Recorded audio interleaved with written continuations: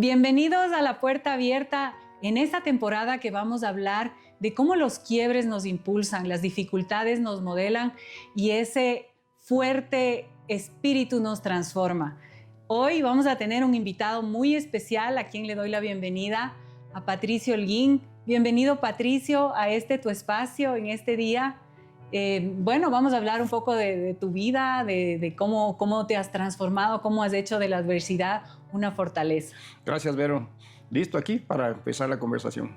Bueno, la primera pregunta que siempre les hago a nuestros invitados, primero decirte que abriendo esta vida hermosa que tú has sabido llevarla adelante, nos genera a todos una admiración profunda y agradecerte también por venir a contarnos. ¿Cómo te defines? Como si tuvieras que presentarte ante un público o ante una persona, ¿cómo te defines tú como Patricio Holguín hoy en este momento de tu vida? Bueno, yo soy Pato Holguín. Pato Holguín es, ¿cómo te puedo decir? Empecemos desde niño. Niño era, como ahora les llaman tal vez a los niños hiperactivos, ¿no? Yo nunca aprendí a caminar. Yo aprendí directo a correr. Vivía corriendo, siempre estaba acelerado, pasaba compitiendo. Me encantaba competir, correr, cronometrar. Me iba a visitarle a mi abuelita que vivía en el 5º piso. Mi mamá subía por el ascensor, yo por las gradas a ver quién llegaba primero. Y esa era mi vida. Yo siempre fui así, hiperactivo, corredor. Mi hobby siempre fue hacer deportes. Creo que esa es mi vida, ese soy yo, ese es Pato Holguín. Y en su momento, bueno, tú creciste, te casaste, tuviste tus hijos, te dedicabas a estos deportes. Entiendo que la moto era, pero tu deporte favorito. ¿Qué nomás hacías en esa época? Bueno, deportes en el colegio, el clásico fútbol, estuve en varios deportes. Y lo simpático es que yo también desde niño jugaba golf, ¿no? Ah, golf también. Claro, yo fui golfista desde niño y tenía estas dos pasiones que la gente hasta cierto punto no las puede entender. ¿Cómo puede jugar golf, que tal vez es un deporte pasivo, con hacer motocross, claro, que son un deporte extremo y de adrenalina? Pero yo disfrutaba y gozaba los dos deportes, para mí eran una pasión. Y entonces, bueno, pasó tu infancia, tu adolescencia, estudiaste en la universidad. Tú eres un empresario muy exitoso también, tienes una empresa. Cuéntanos un poco como tu fase de empresario también. Bueno, yo trabajé desde muy joven, desde los 18 años y empecé a trabajar. Y llegué a tener puestos altos mientras yo todavía estudiaba. Entonces, estudiaba en la Católica en esa época, en la nocturna, pues la nocturna en realidad estudiabas en la mañana, claro, de 7 a 9 de la mañana, trabajaba todo el día y después era de 6 a 9 de la noche. Y entonces era muy cansado y en el trabajo cada vez me iba mejor. Yo creo que tenía como 20, 21 años, yo ya era subgerente de importaciones. Y claro, y en la universidad cada vez me iba peor. Entonces, claro, y ahí es cuando de la universidad te toma años. Ya no alcanza. Entonces mi papá me echa un ojo y me dice, no, dice, tú tienes que ir a estudiar afuera. Y mi idea era justamente que me iba a graduar, iba a sacar un masterado y me iba a estudiar afuera, pero dijo, creo que nunca iba a llegar a graduarme en ese paso. Y más bien decidí transferirme y mi papá muy brillantemente dijo, ahora tú trabajas para mí y tu trabajo es de estudiar. Ah, qué bien. Entonces, claro, dice, yo te voy a pagar tus estudios, te voy a pagar tú vas a tener plata para tus gastos, ahora tú trabajas para mí, así que tienes que graduarte.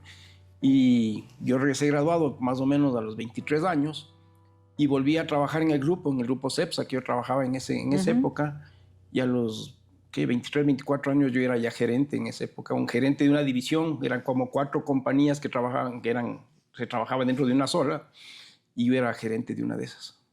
Y bueno, y en este transcurso de tu vida, o sea, siendo un adulto joven, exitoso, con trabajo, también seguías haciendo todas tus actividades extremas, digamos así.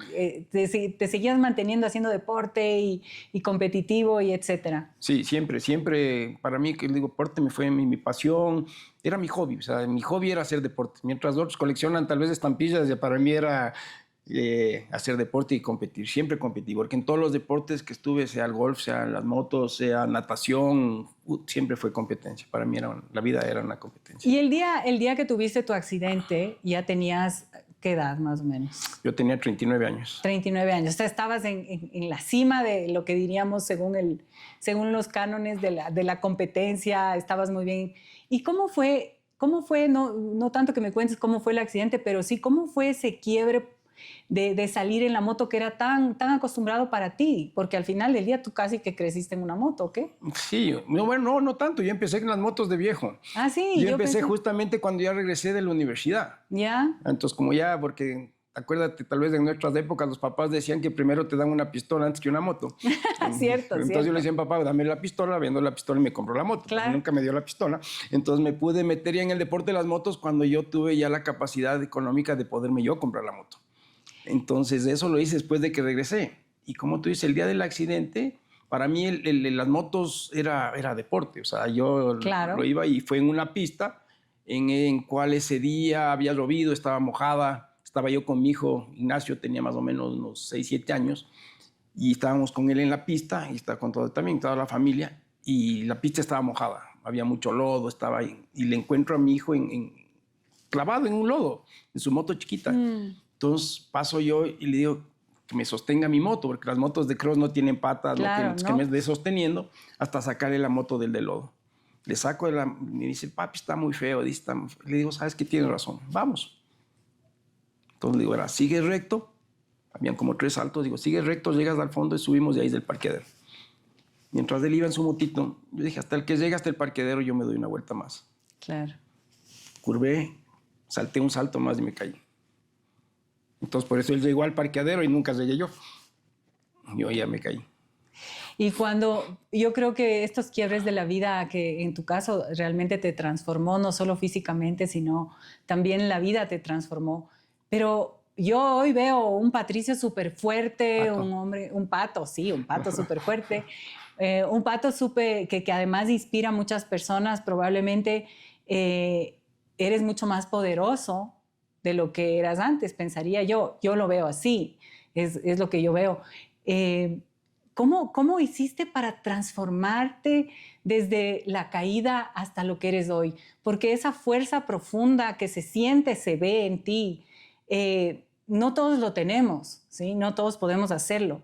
Pero ¿cómo fue cómo le ves tú a ese camino que has hecho hasta este momento en La Puerta Abierta? ¿Cómo fue el encontrarte un hombre que tenía todos los poderes que decimos según el marketing de lo que es un superhombre, a ser el superhombre que eres ahora, que te ha transformado la vida? Obviamente después de caer profundo, ¿cómo lo hiciste? Cuéntanos un poco qué sentiste, cómo te moviste. Ya, bueno, gracias por las palabras, pero no me creo un superhombre, no, ni un superhéroe tampoco, nada por el estilo. Fue difícil, fue un proceso, no es cuestión de un día para otro. No, claro. Después del accidente, yo primero puedo agradecer de que tengo un carácter fuerte, que eso me ayudó tal vez a seguir adelante. Yo digo que la fuerza mía no está en mis brazos, sino tal vez en mi cabeza y en mi corazón. La energía y las ganas que le pongo a las cosas. Pero al tener el accidente y contarte esto, que era una persona hiperactiva, lleno de energía, que me encantaba hacer cosas y ver que era un bulto, un año viejo botado en una cama que no podía ni moverme, tenían que moverme moviéndome las sábanas, me movían en la cama. Y decía, ese no soy yo. Yo me quería morir. Y muchas veces pensé y decía cómo me podía quitar la vida, pero era tan inútil que no podía ni hacerle eso y nadie me iba a ayudar. Obviamente. Entonces, hasta que un día estaba yo en la casa y viendo el techo y toda la cosa, dije, no, esto no voy a hacer. Yo no les voy a dar este dolor adicional a mi familia ni a mis hijos después de lo que ellos sufrieron cuando tuve el accidente. Entonces, yo cuento que firmé un contrato y dije, ¿puedo decir malas palabras o no? Sí, sí. Me voy a aguantar esta puta vida durante 10 años como sacrificio por ellos. Y ahí empieza este cambio, ¿no? En donde digo, me voy a aguantar. Pero empecé a vivir, empecé a aprender, tuve la suerte de conocer a gente en sillas de ruedas y ver que podían hacer cosas y el chip cambió. Entonces, ahí fue en donde era un sacrificio y una víctima que se iba a tener que vivir estos 10 años solo por beneficio de mis hijos, vi que podía hacer muchas cosas y de ahí dije, no, esto ya está bonito. O sea, ya le empecé a disfrutar la vida y empecé a ver que podía hacer muchas cosas que creía que no podía hacer. Qué belleza, ¿no? Y eso que tú nos cuentas, yo digo, a veces no lo hacemos necesariamente por nosotros mismos, pero eso es el amor, esas personas maravillosas que están en nuestra vida, que puede ser la familia, puede ser una pareja, puede ser un hermano, pero en este caso tu familia.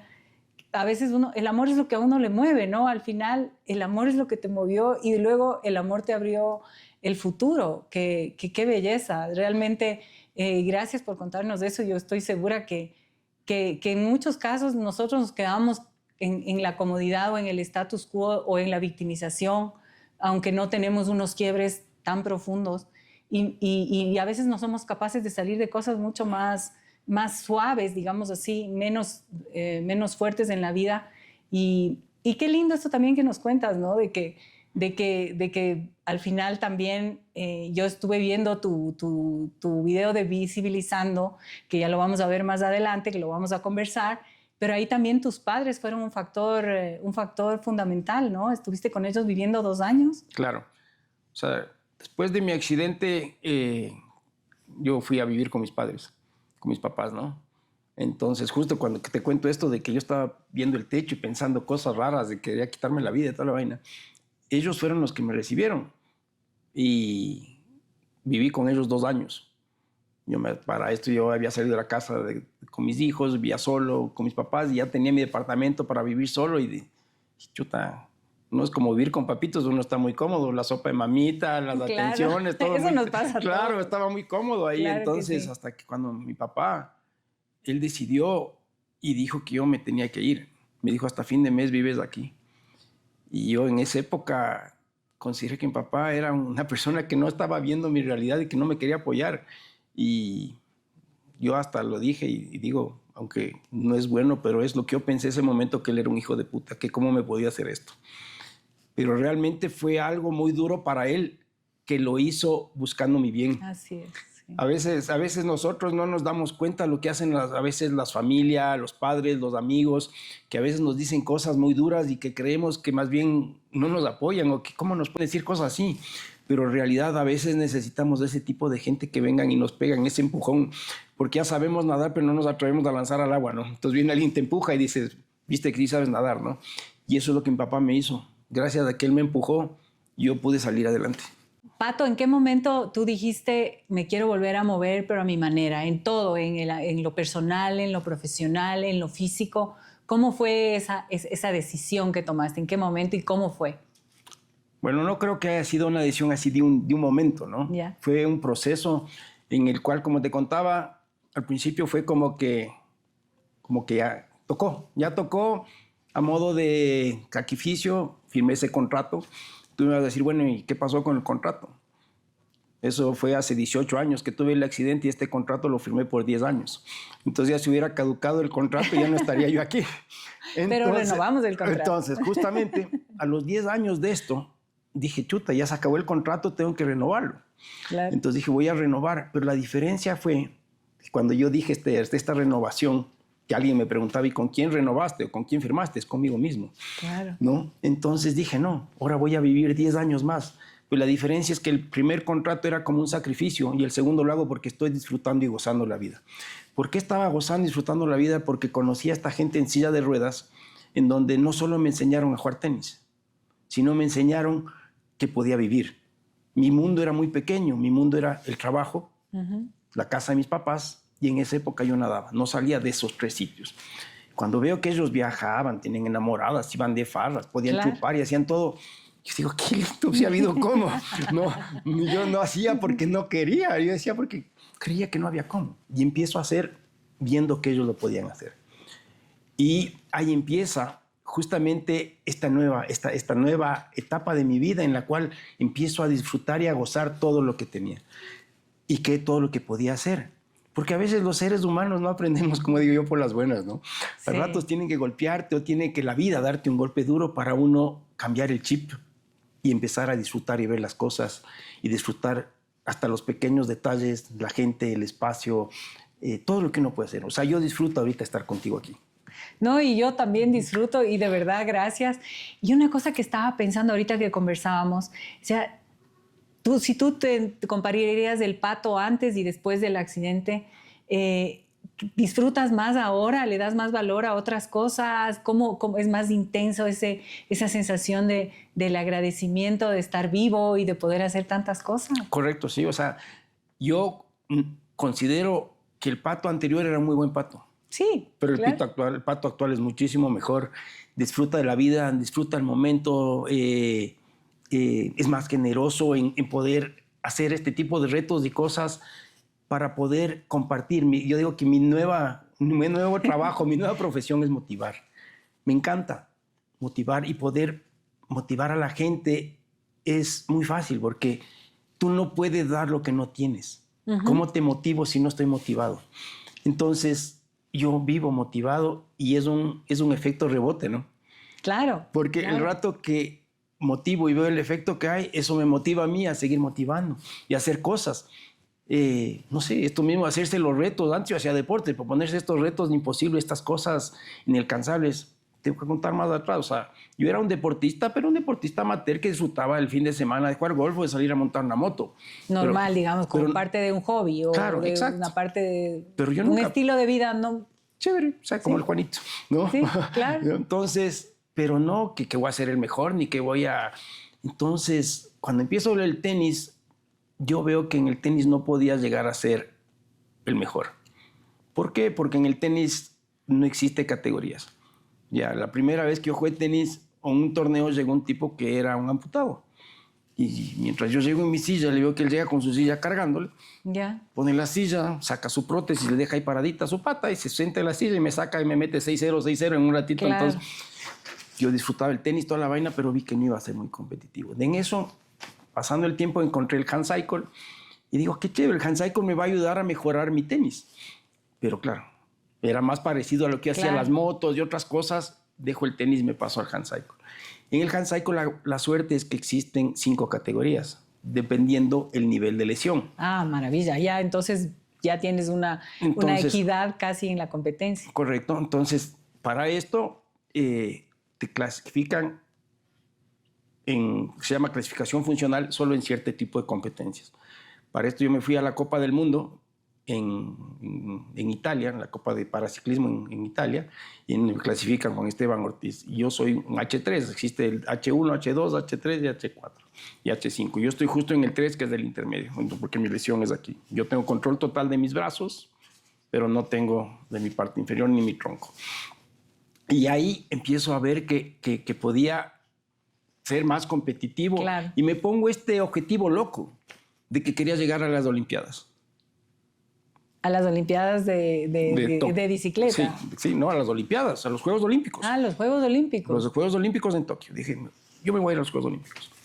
Entonces empiezo a hacer todo lo posible para llegar a los Juegos Olímpicos. Antes, como te decía, era un deportista, buen deportista. Cuando jugaba golf era de primera categoría, pero no era el mejor. Pero me pongo este objetivo, digo, nos vamos a los Juegos Olímpicos. Una meta, un reto inalcanzable. Y ahí empieza esto, como dices, de mi vida nueva en las sillas, de ponerme estas metas, estas cimas, de estos objetivos imposibles, inalcanzables. Entonces eso te hace esforzarte más. Sí. Y llegas y consigues metas u objetivos que tal vez que si no te ponías de ese tan grande nunca lo hubieras hecho. Yo terminé participando en los Panamericanos en Lima. Nunca hubiera soñado en estar en unos Juegos Panamericanos. No, claro. Y estuve ahí porque me puse el objetivo de llegar a los Juegos Olímpicos. No llegué a los Juegos Olímpicos. No soy tan bueno. Pero no. Bueno, pero además eso implica una disciplina, implica ponerle tiempo, implica ponerle corazón, implica tener equipo, implica tener de tu vida profesional, darle un espacio también, porque me imagino que no vives de los retos, sino del trabajo, ¿no es cierto? Sí. Eso también creo que hay ese equilibrio, ¿cómo lo haces? ¿Cómo lo mantienes? Porque yo siempre les veo a estos súper ejecutivos como tú, que les va bien, que trabajan, que son responsables y tal, pero además hacen estos retos que a veces se le dedica toda la vida y todo el tiempo, pero ustedes combinan eso y tú combinas eso. ¿Cómo lo logran? Es simpático porque justamente la disciplina está ahí, ¿no? Claro. Cuando tenemos los deportistas que hacemos estos objetivos, estos deportes extremos tal vez, tenemos mucha disciplina. Yo me levanto todos los días a las 6:30 de la mañana a entrenar. Y hay gente que contigo es chistoso cuando uno comercial dice, no tengo tiempo. No, me levanto a 6:30 de la mañana a entrenar y tengo el tiempo para trabajar y me meto en mucho más cosas. O sea, me meto en el directorio del club, administro mis compañías y no sé.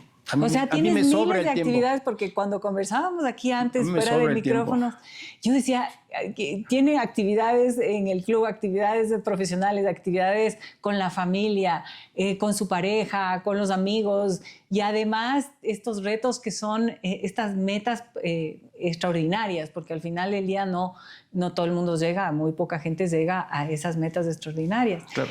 Y ese drive que les llamamos, esa fuerza de voluntad, ¿tú crees que hoy es mucho más fuerte que antes del accidente? Por supuesto que sí.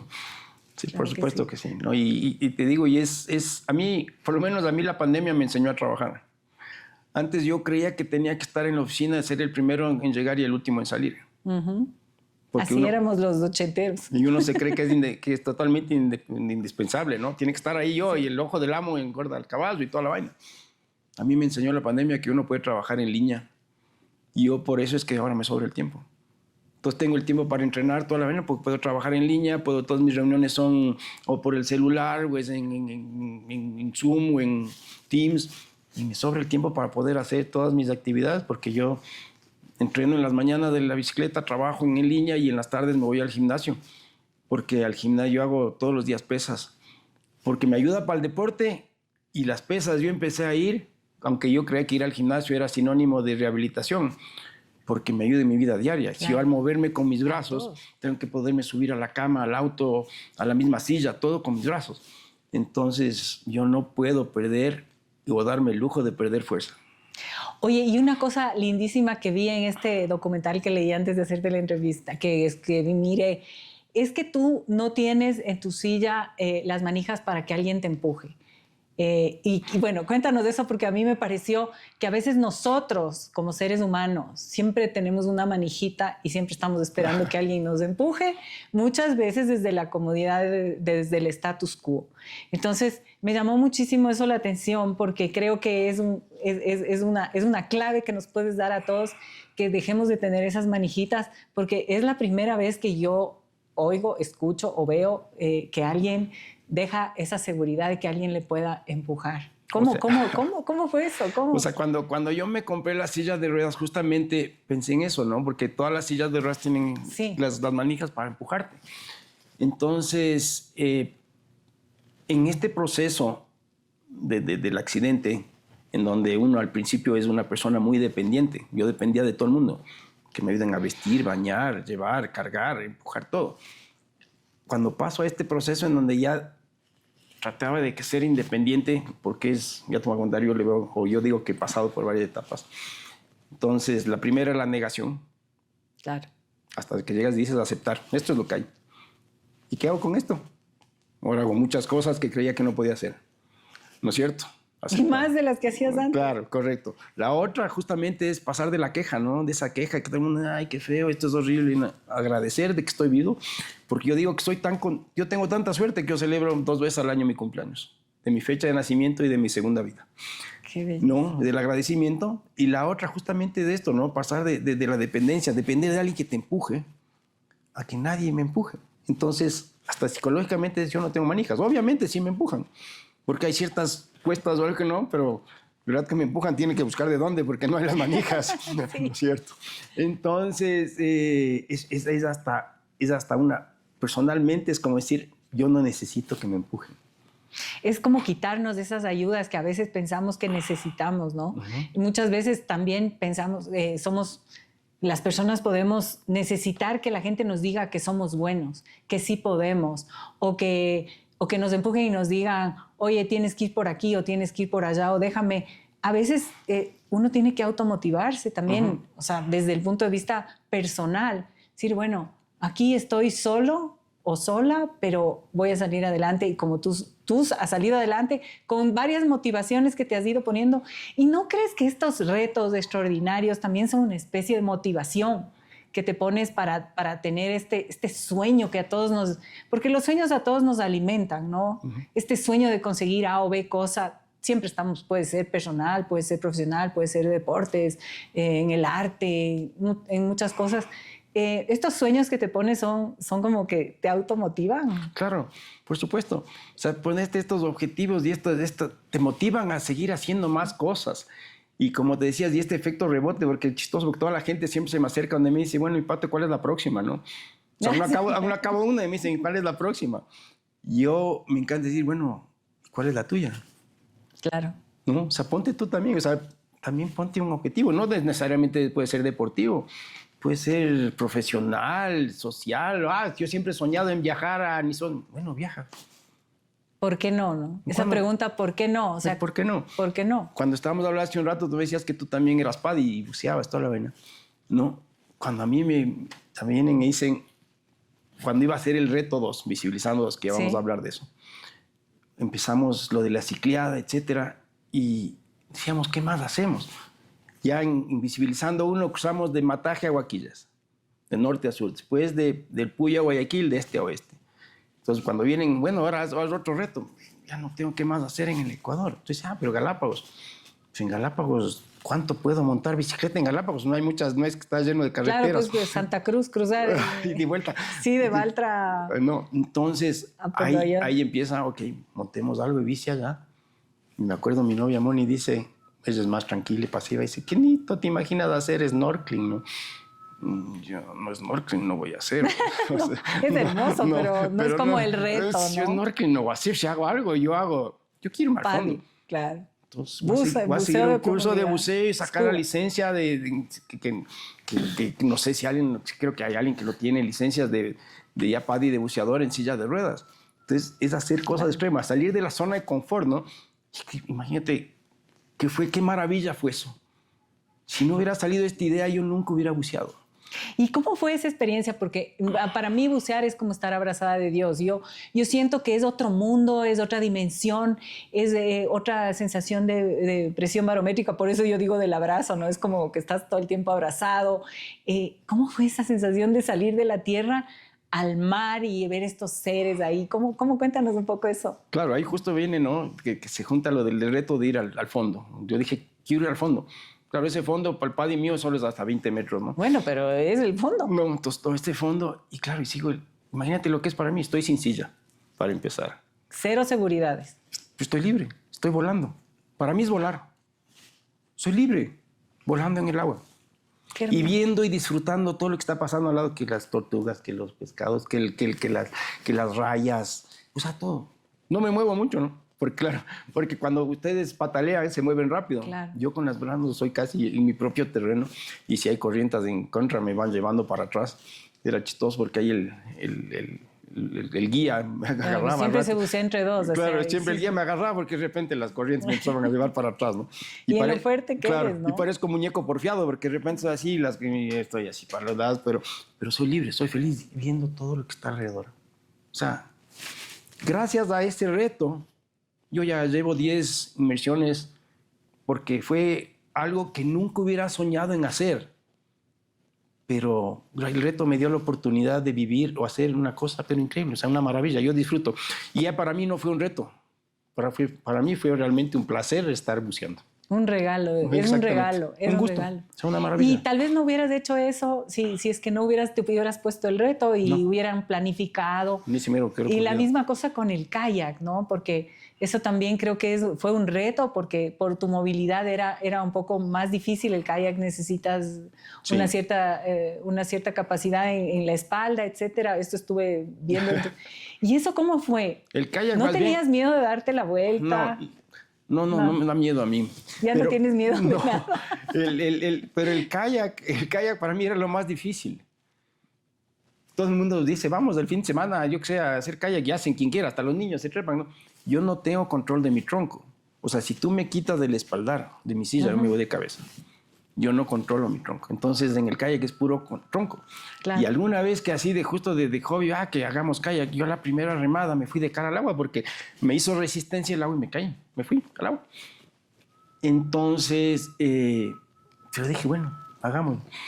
Y fue más bien lo más duro porque, claro, era un tramo cortito de cruzar este canal de Itavaca, pero había un poco de olas, había corrientes. Sí, además de su buena distancia. No, entonces era complicado porque todo haces con el tronco. Yo la cintura, entonces más bien mis movimientos eran muy pocos y difícil. Y por más que tenga fuerza en los brazos, necesitas el core que te ayude a remar. Pero fue chévere. O sea, o sea, te pudiste mover en todos los espacios, en el agua, en la tierra. Ya solo te falta el aire.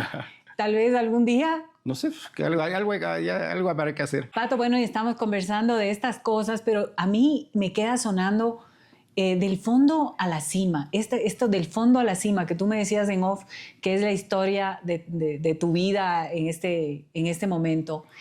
¿Cuáles son esas claves? Esas claves que ya nos diste unas claves hace un ratito, pero me dijiste que tenías 5 claves.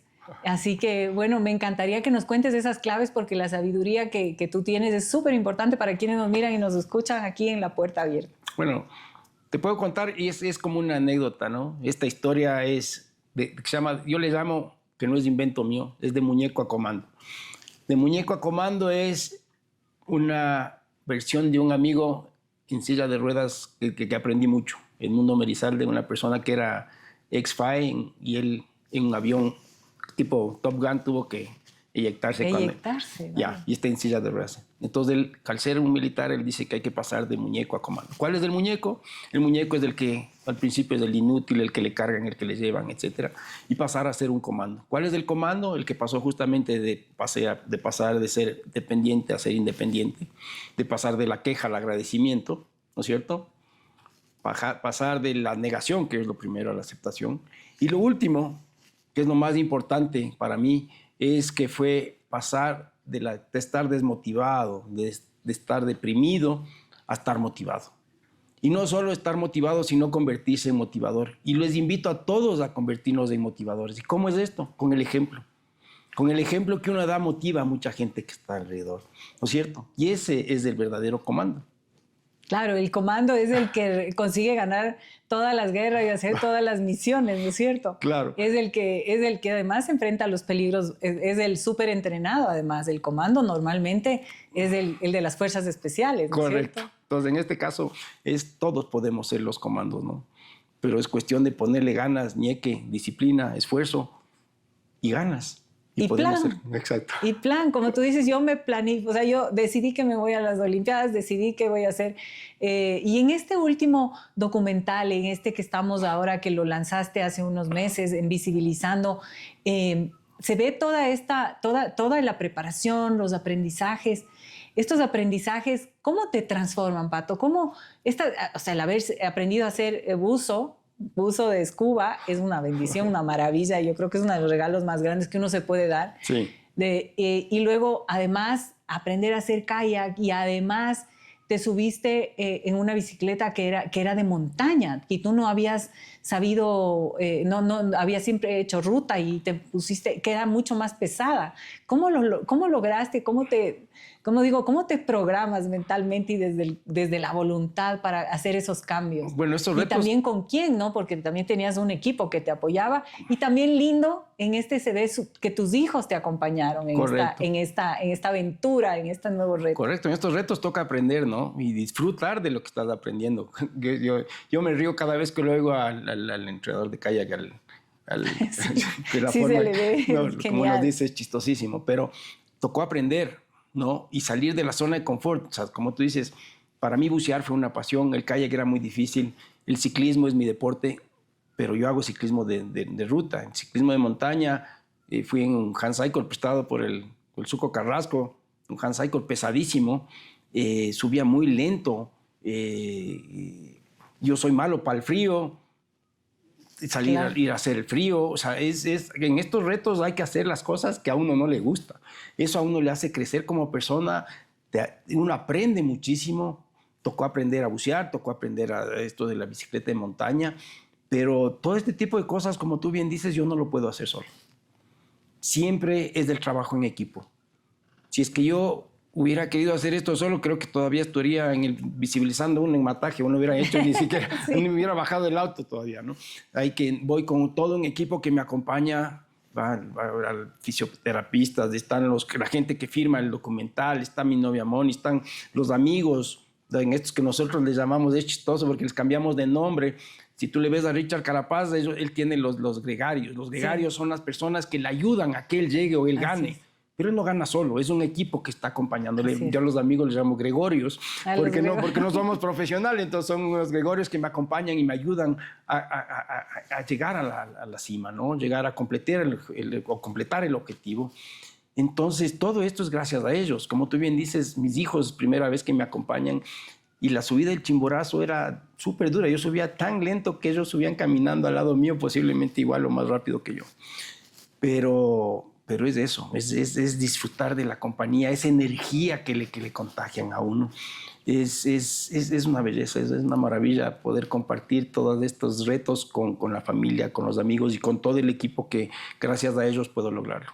Y lo que tú me decías al inicio, ¿no? Esta parte que es la que vemos todos de ti, que es este visibilizando uno, visibilizando dos, digamos una especie de influencer, si quieres decirlo así, porque eso es un influencer, una persona que influye en bien a los demás, que motiva, como tú dices, que da ejemplo, que genera esperanza al final del día.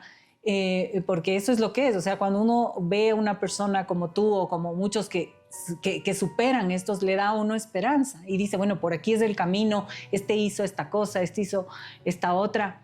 Y claro, pero también tú tienes tu vida profesional y lo combinas todo con esta como especie de misión de motivar a los demás. Y en ese camino, pues me imagino que hay muchas personas que de alguna forma te han dicho, tú me dijiste una cosa, esta cosa me dijiste, o yo vi esto y me encantó lo que vi. ¿Has tenido esa retribución de parte de quienes, de cómo vas dejando huella? Porque eso también es importante. Sí, claro que no recibo. Y hay que ser humilde también para recibir esas maravillas que las personas, el agradecimiento a muchas personas. Sí, me emociona mucho cuando vienen y me hacen este tipo de comentarios y toda la cosa, pero yo creo que todo nace desde adentro. Nosotros los ecuatorianos valemos mucho. Lastimosamente a veces creemos que no, pero yo creo que los ecuatorianos valemos mucho, somos y estamos demostrando que valemos y que podemos hacer las cosas. Y por eso es el visibilizando, como tú ves, es una mezcla de palabras, ¿no? Es visibilizar, pero escrito como bicicleta. ¿Por qué? Porque yo lo hago en una bicicleta. Visibilizar la belleza de nuestro país, visibilizar la discapacidad y que nosotros, en este caso yo, puedo hacer muchas cosas, pero no porque yo lo hago, sino que porque todos lo podemos hacer, los ecuatorianos lo podemos hacer.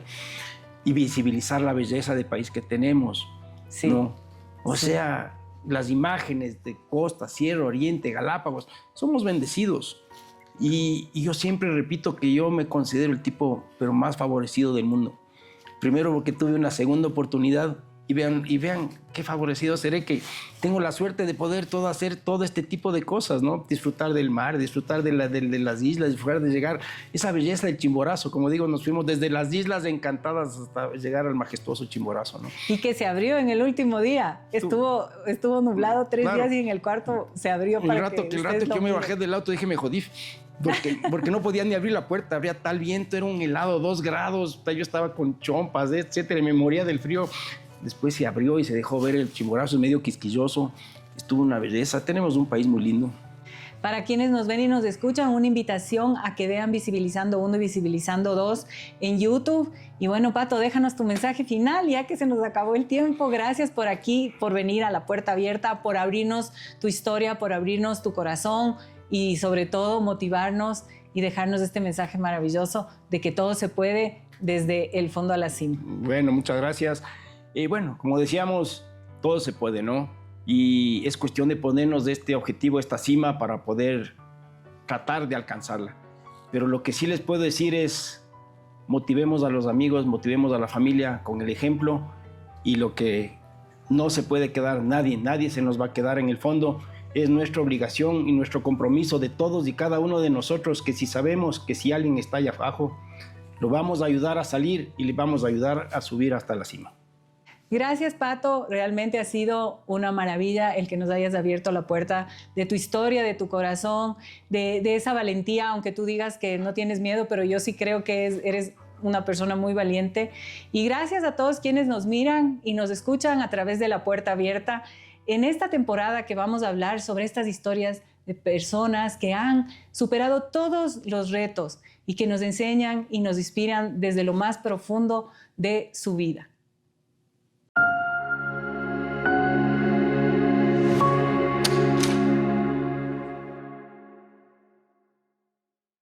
Gracias al apoyo de Hotel Hilton Colón.